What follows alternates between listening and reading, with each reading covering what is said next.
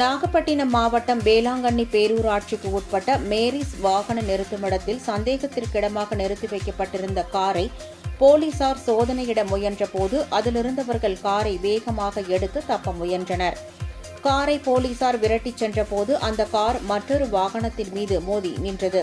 காரை போலீசார் சோதனையிட்ட போது அதில் தடை செய்யப்பட்ட 345 kilo Hans, 18 kilo cool lip, 37 kilo Vimal பாக்கு உட்பட 400 கிலோ புகையிலைப் பொருட்கள் இருப்பது தெரியவந்தது. இதனையடுத்து காருடன் புகையிலைப் பொருட்களை பறிமுதல் செய்த போலீசார் கடத்தலில் ஈடுபட்ட ராஜஸ்தான் மாநிலத்தைச் சேர்ந்த கன்பட் சிங், அர்ஜுன் சிங் ஆகிய 2 பேரை கைது செய்தனர். பறிமுதல் செய்யப்பட்ட காருக்கு டெல்லி பதிவு எண் கொண்ட போலி நம்பர் பிளேட் பயன்படுத்தப்பட்டது விசாரணையில் தெரியவந்தது.